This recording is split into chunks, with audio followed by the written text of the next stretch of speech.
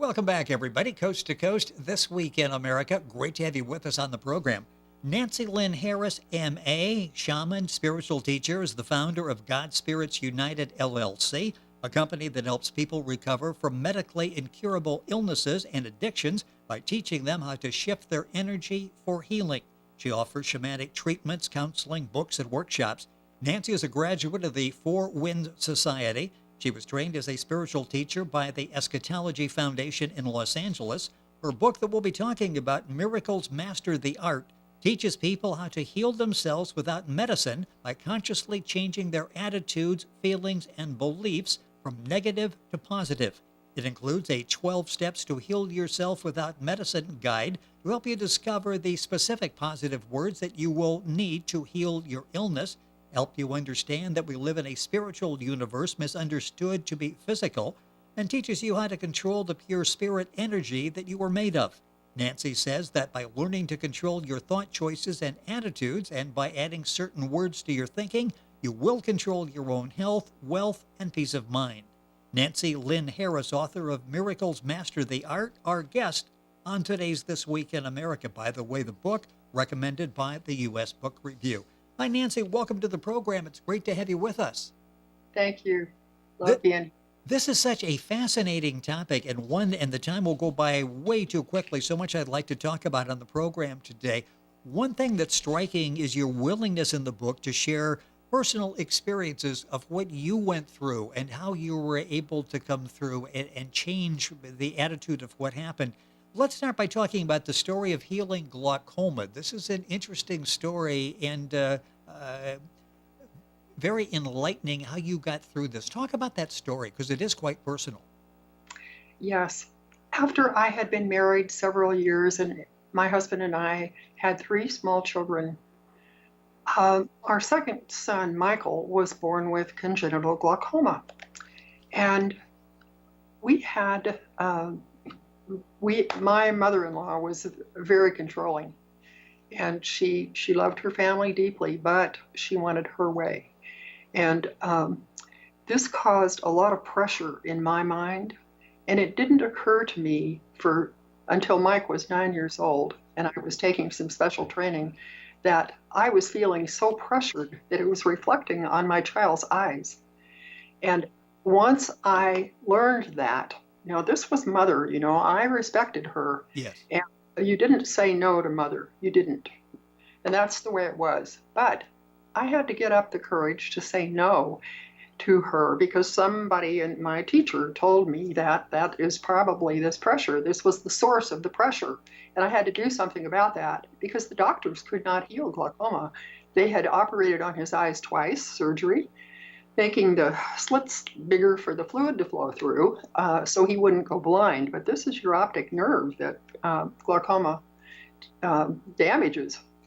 And so anyway, my mother-in-law called one afternoon and she said, it was probably 1 o'clock in the afternoon. And she said, can you come to dinner tonight? And she meant all of us, of course, my 3 children and my husband and myself. And I said, no, this was the first time I'd ever said no. Wow. I was having a good time, I'll tell you. And so she hung up and 5 minutes later she called back. She said, can you come to dinner tonight? As if she had not called before at all. And I said, no. And she said, well, this may be the last time we can ever be together. Father may die today, or tonight or tomorrow. Yes. And I said, no, thank you. We just cannot come tonight. She hung up. 5 minutes later, this all took place in 15 minutes, 5 minutes later, she called back and she said, can you come to dinner tonight? As if she had not called at all. And I said, no, thank you. No, thank you. We are not coming to dinner tonight. And she hung up. And she didn't call back. And shortly after that, my son's glaucoma disappeared. And he had had it for 9 years, 2 surgeries, doctors constantly, drops, forever. Yes. No. And that was the end of the glaucoma. So, if you want to heal glaucoma, all you have to do is ask yourself, what is the source of the pressure in your life? If you want to get over your glaucoma, say no to that person or that thing. It's not a medical condition. It's an attitude problem. And so is everything else that is called a medical problem. And Change your attitude, and you don't have the illness anymore. And all of that is outlined in the book Miracles Master the Art, Healing Medically Incurable Illness by Nancy Lynne Harris, our guest on the program. The book has received excellent recognition. I mentioned the recommended by the U.S. Review, awards as well. Talk about the awards that you've received. Yes, Pinnacle Book Achievement Award and the Book Excellence Awards finalist out of Ontario, Canada, has won 2 awards. Right. And the biggest award has to be when you listen to people who have read the book and literally turn their lives around and family members' lives around by implementing what you talk about in the book, Miracles Master the Art, Healing Medically Incurable Illness. In the book, you talk about 12 steps to heal yourself without medicine.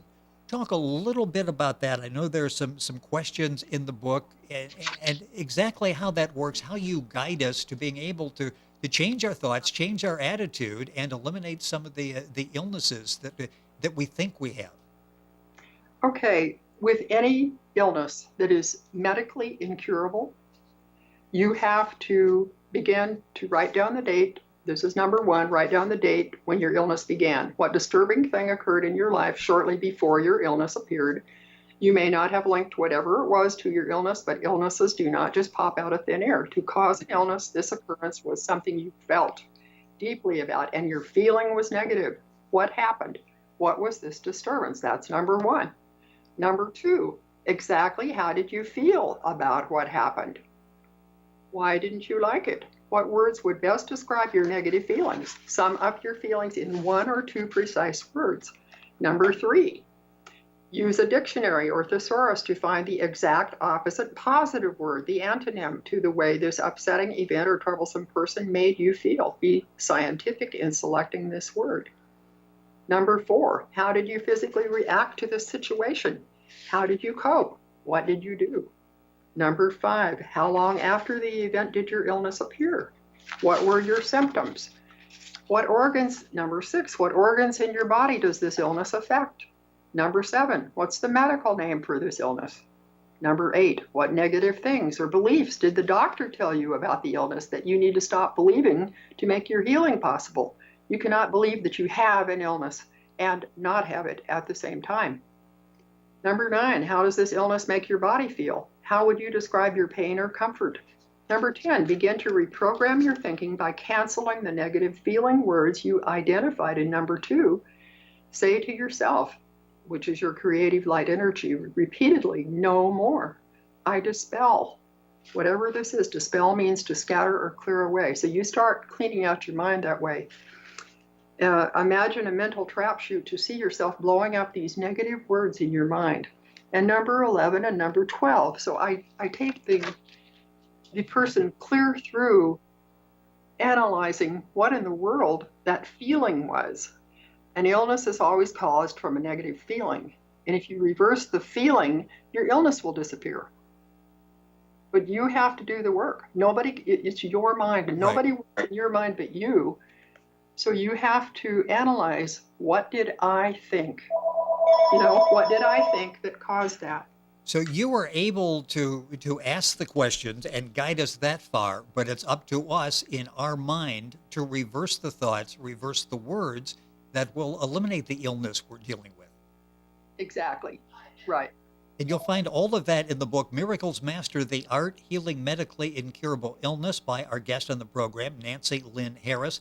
Her website, by the way, is very simple, Nancy Lynne, Lynne, Harris.com.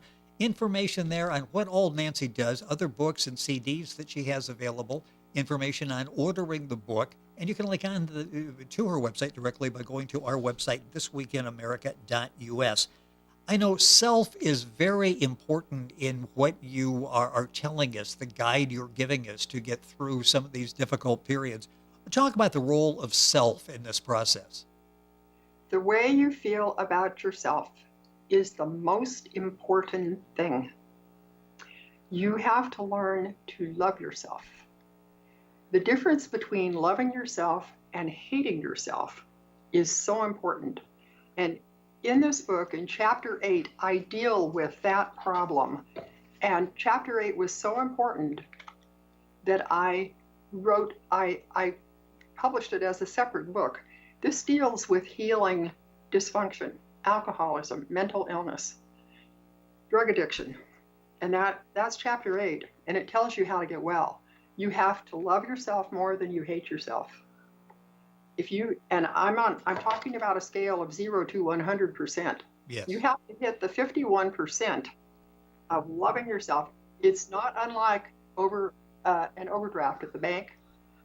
If you're overdrawn, you have to put in a little extra love here to get back over on the positive side, but you have to hit 51% and up to be normal, where you don't need drugs, you don't need alcohol, you don't need meth, you don't need to go out and kill people because, you don't need to shoot our children in schools. You don't Yes. need to do it because you're up on the positive side.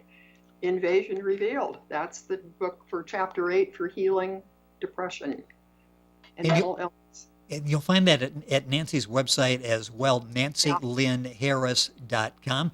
Link on directly by going to our website, thisweekinamerica.us. You talk about we're dealing with the almighty spiritual energy that we control with words we think. But as children, we're never really taught this, are we? Is this where it all begins? If we take this information as adults, get it to shape our lives, it's something we should pass on to our children as well, shouldn't we? The body is nothing but a thermometer. We think that we're physical, special, something or others. This is just a thermometer that is registering what we're thinking. We are almighty spiritual beings, and that's invisible. That's the invisible part of us. It's the thinking part of it. It's the self. And these words that we think come down and create these illnesses if they're negative. If you could see yourself as you really are, you're like a beautiful rainbow of colors. You're gorgeous. But we don't see that in the physical realm. When your body leaves, when we pass on, that's what we become. Because we are that. That doesn't ever leave. But this is power. This is almighty power that we're thinking through. So the higher quality words that you can think, the healthier you're going to be. And that's every single thought you think. Remember, this is just a thermometer that's registering what you're doing with your thinking. And we're just touching the surface in the short amount of time we have. You'll find it all laid out in the book, Miracles Master the Art, Healing Medically Incurable Illness, as well as other works by Nancy at her website, NancyLynnHarris.com. And again, you can link on directly to her website by going to our website, thisweekinamerica.us. By changing certain words you're thinking, you can control. We've talked about the health aspect of it, but you talk about wealth aspect of it as well. Tell us a little bit about that aspect, because mindset obviously is very important in that aspect of our lives as well. Well, how do you value yourself?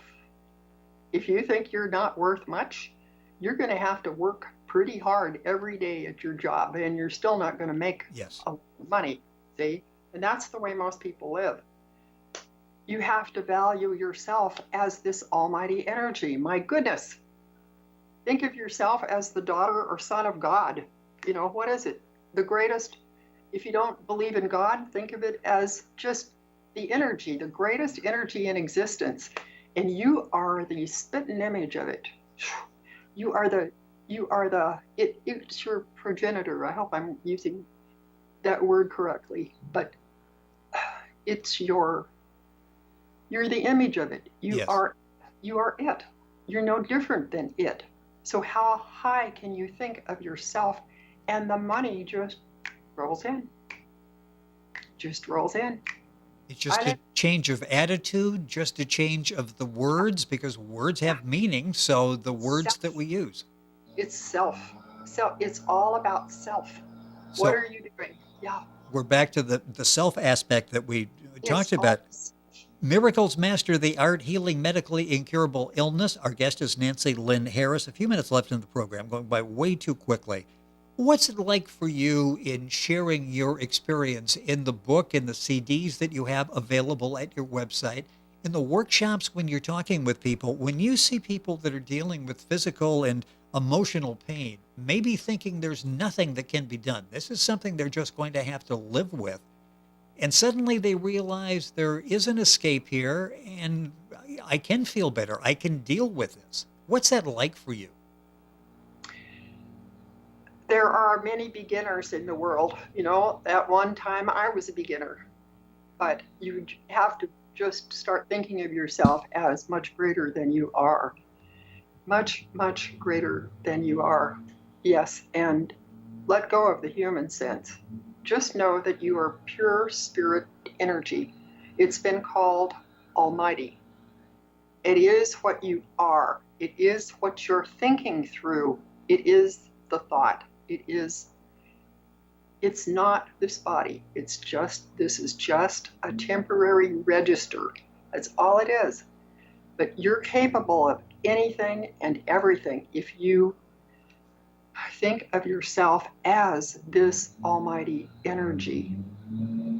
In the book, Miracles Master the Art, Healing Medically Incurable Illness by our guest Nancy Lynne Harris, you use the word conceit and the role that plays in our lives. As we, a couple minutes left, let's talk about that at the end of the program, because it's something we all can learn from. That is so important. Conceit is mistaught. My mother taught me not to love myself as a child, and it caused me terrible problems. It caused me 9 years of depression after Michael died at age 18 in a car accident after a drug party. So what you going to do? You know, you have to survive. Yes. Conceit means endowed with intelligence and imagination, favorably minded, thinking, mental activity, high estimation, ingenious, aptitude, discernment, originality, resourcefulness. The opposite word, conceitless, means lack of understanding. We need conceit. Get conceit, and you're it. You're it. Whether you get it or not, you're it. I mentioned in the beginning that the book will help us understand we live in a spiritual universe, misunderstood to be physical. Is that the most difficult obstacle to overcome as you were looking into this and trying to find your way to get through some of the problems you were dealing with in life? And when you deal with people at workshops, people that buy the books, people that come to seminars, is that the most difficult concept to understand? Because we blame things on physical, and that's really not the cause, is it? No, never. No, it isn't. It comes gradually. You have to open your mind to something else other than the way it seems to be on this in this world. And we are the energy. And you help us do that. That's why the book and all the works that you have at your website are so vital, so important to people. The book is Miracles Master the Art, Healing Medically Incurable Illnesses. Our guest on the program is Nancy Lynne Harris. Her website is nancylynneharris.com. The book, Miracles of the Art, Healing Medically Incurable Illness, you'll find at Amazon. You can buy it directly from Nancy's website. Link on directly by going to our website, thisweekinamerica.us, and you'll get all of the information on Nancy's website. And Lynne is Lynne. Nancy, it's been a pleasure having you on the program, a very enlightening discussion. Thank you so much for being with us on the program today. Thank you very much. Thank you. It has been a pleasure. To everybody. Thank you. Miracles Master the Art, Healing Medically Incurable Illness. The author is Nancy Lynne Harris. Information at our website, nancylynneharris.com. And, of course, our website, thisweekinamerica.us. We're back after these messages.